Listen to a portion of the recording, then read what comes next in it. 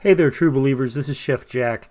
This one's going to be a bit of a rant, and I know you usually get rant videos from Englentine, but this one's going to be all mine. Something happened recently, and it bugged me, and at first I was just going to let it go, but then I decided, you know what? No, screw that. I've got a microphone. I've got a platform. I'm going to speak about this, and this is probably going to tick some of you guys off, but you know what? I still have to get it off my chest. This is important to me. I've received several comments in the last couple of days that were just,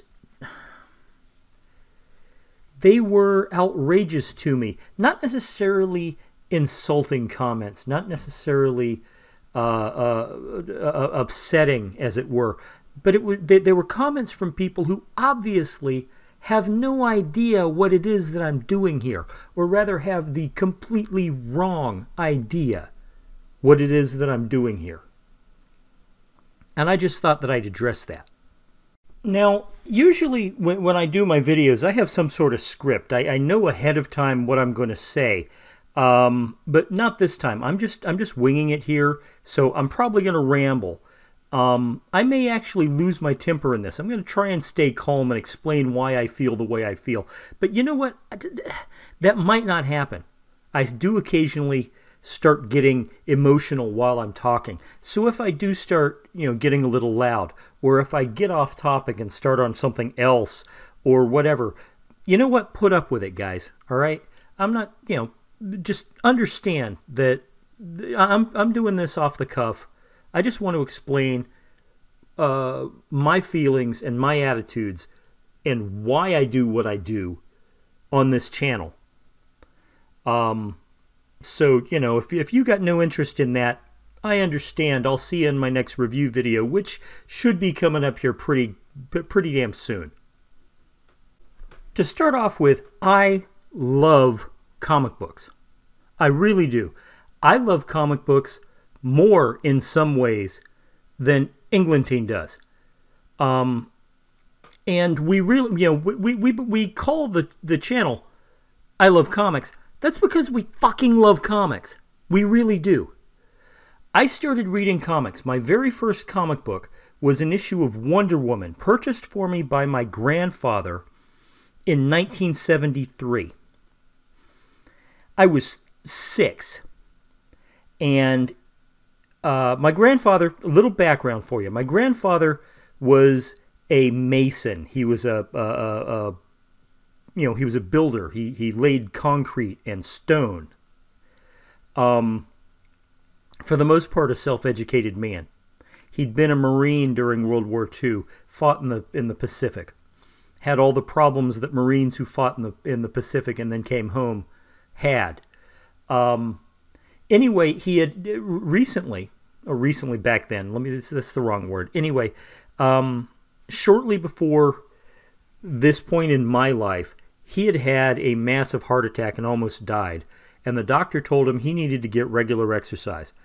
Well, he took that exercise in the form of long walks, and they were long walks. They were about 2 miles, a mile there, a mile back. He'd go out, reach a location, then turn back and walk around. And this was in a very rural part of what would later be Orlando. At the time, it was way on the outskirts of Orlando. We were quite literally, at the time, 15 miles outside of the city limits. These days, it's almost in the heart of Orlando because Orlando's grown. But I'm not here to talk about Orlando. Anyway, one day I asked him, I said, can I come with you? Because I was basically raised by my grandfather. My father was in Vietnam, so my grandfather, my mother and I, this was before, no wait, you know what, it wasn't before Englentine was born. Englentine, however, was still a larva. He was only like 2 or 3 years old at the time. And I was a smart kid. I was already reading by the time I was 6. I was already counting. I knew what was going on to a little bit of level, that precocious child kind of thing. And my granddad, right about 4 or 5 o'clock in the evening, would walk off and come back, and then they'd eat dinner, and we'd watch TV and play board games or whatever. It was I had a pretty good childhood for all that my dad was missing for a great deal of it. And I lay that at the feet of my grandparents. My grandparents were fantastic people. My grandmother, in fact, inspired me to become a chef. But again, that's another story. So I asked my grandfather if I could join him on these walks.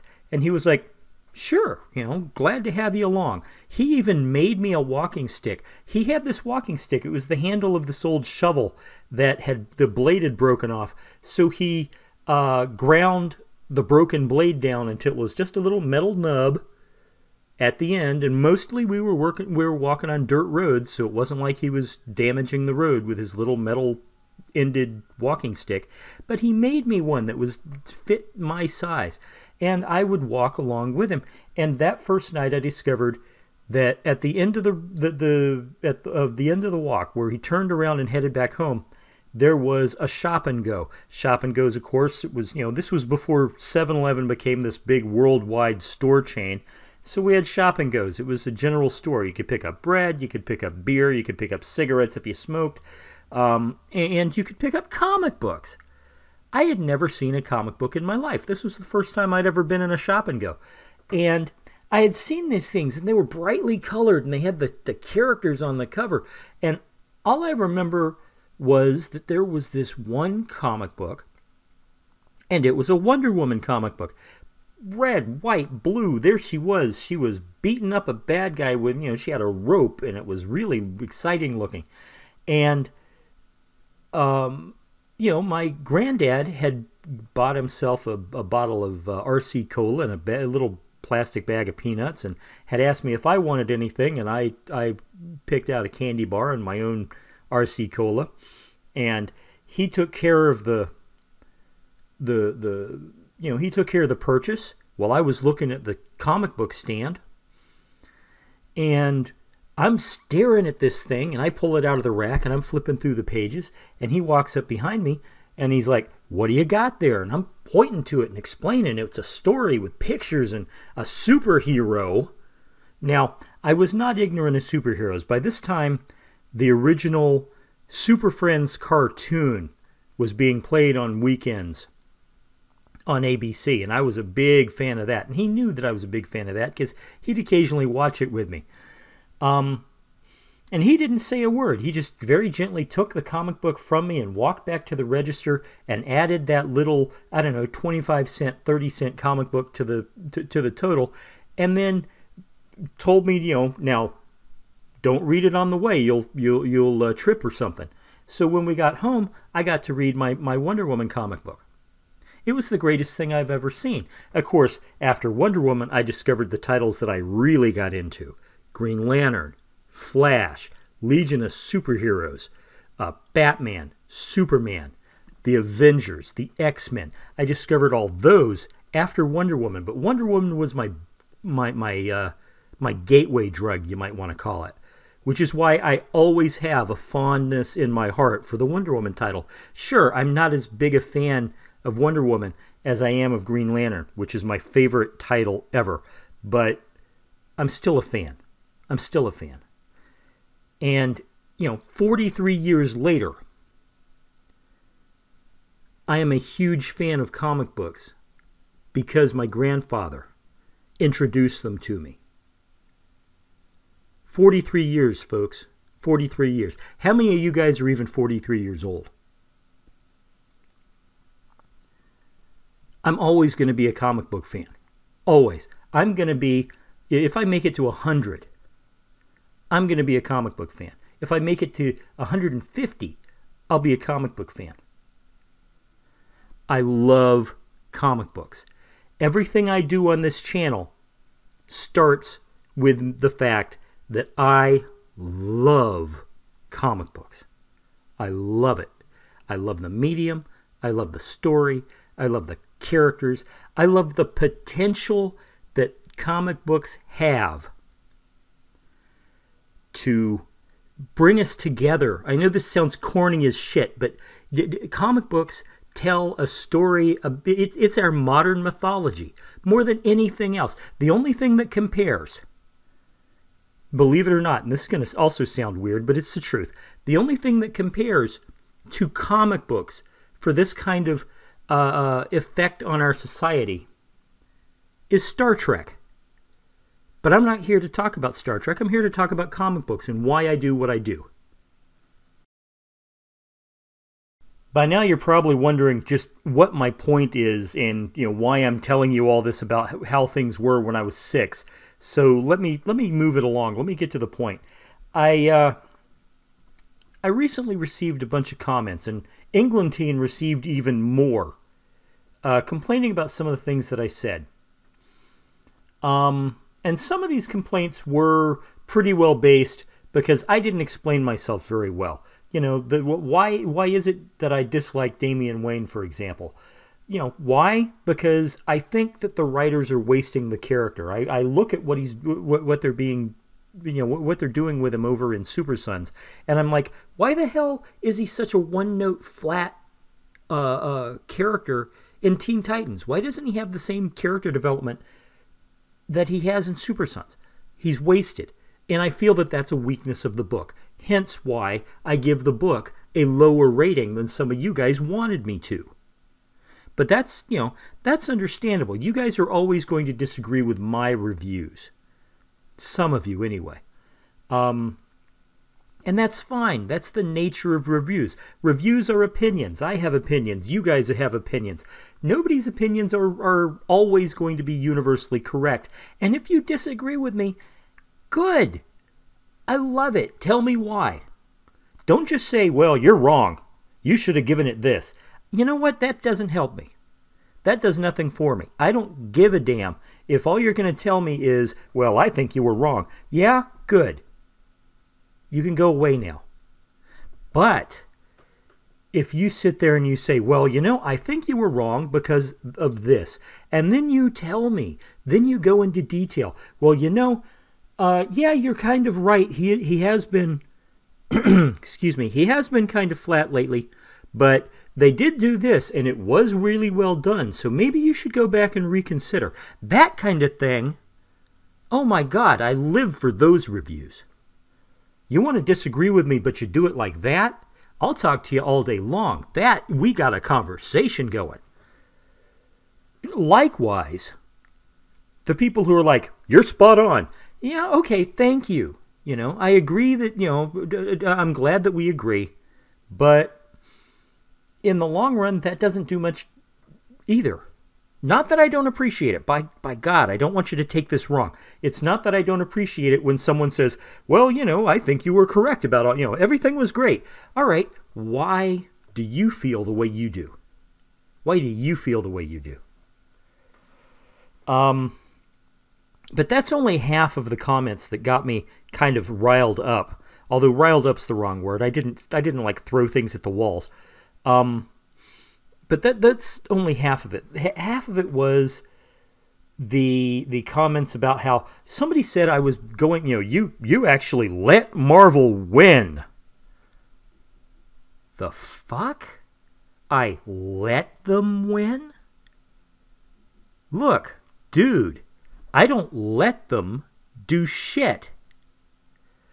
I review every single comic individually.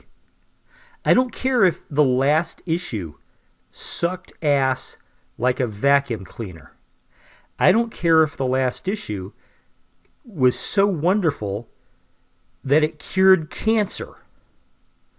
I'm going to take this issue and I'm going to read it and I'm going to judge it on its own. And if it is a great book, I'm going to give it a great score. And if it's a horrible book, I'm going to give it a horrible score. I'm not one of these guys who sits down in his bathroom and whips his cell phone out and drops the comic book on his lap and says, well, I haven't actually read this, but since this is a Black Panther title and we know that Ta-Nehisi Coates is a racist douchebag, we don't have to read it. We just assume that it's horrible. No, I leave that for some other YouTube commenter who I'm not going to name. I leave that kind of bullshit for other people who, in my opinion, and I know this is going to be a little ridiculous since we don't make a lot of money doing these reviews, but I have professional standards. I have professional, as a comic book reviewer, I feel it is my duty to you, the audience, the people who watch my videos, the people who listen to my reviews, especially those of you who listen to my reviews and go, huh, that sounds cool, maybe I should go check it out. To those people, to those of you who actually take my reviews into consideration before you walk down to the shop and buy things, you know, oh my God, I feel I owe you my honesty. I owe you my integrity. I owe you my fairness. I owe it to you, because otherwise I'm bullshitting you. I'm playing you for suckers. I mean, if I'm going to give every single, I don't know, let's pick an issue out of the hat. If I'm gonna give every single issue of Batman from now on 5 stars, just because I'm a really huge Batman fan, and you know, and I hate Black Panther, so I'm gonna give you, I'm gonna give him 1 star. You know what? Even the issues that I absolutely detest, and I tell you I don't like them, the Deadpool titles, I read those individually. You guys might notice 3-4 review videos ago, I was, right after I was complaining about Deadpool, all of a sudden, whammo, a Deadpool issue came in and I gave it 4 frickin' stars. Why? Because out of nowhere, this title that I'd been talking about sucking had great characterization, a great pacing, a great story. The art was wonderful. The cover was exciting, and it had a wonderful premise. 4 stars. And then the next week, it went right back to being shit, and I gave it a shit rating. That's how I work, guys. I'm honest. All right, folks, I'm going to wind this down. It's been almost 20 minutes of you listening to me rant. One last thing. If you've got a complaint, if you feel the need to bitch about me or something that I said, don't send Englentine a private message. Don't. Man up. Send it to me. My Twitter's out there too. You guys know how to get in contact with me, and if you don't, I'm easy to find. Tell it to my face. I don't want to have my brother tell me third hand that some yahoo with a beef against me has a beef against me. If you want to talk to me, you talk to me. Grow up. Be a man. Even if you're female. Own up to it. Talk to me directly. Anyway, that's enough of that. I'm fairly sure that this probably ticked a couple of you guys off, and I'll be hearing from you. I hope I'll be hearing from you directly soon. If not, I've hoped I've explained my position well enough that you actually understand why I do what I do and the way I do it. Feel free to tell me what you think. Do you think I'm full of shit? Let me know. Do you agree with me about some of my feelings? Let me know. Talk to me. I love talking to you guys. Let me know what you think in the comments below. If you absolutely, if you feel the need to, you can go ahead and subscribe, hit the notification bell. I'm not going to put the usual Patreon VIDME message on this because I don't like commercializing my own rants. My next video is going to be a review video, so that'll be fine. Anyway, thank you for listening. Thank you for your time. If this has been the breaking point for some of you, I'm sorry. I'm sorry you disagreed to that point, but I felt I needed to get this off my chest. Again, thank you for listening, folks.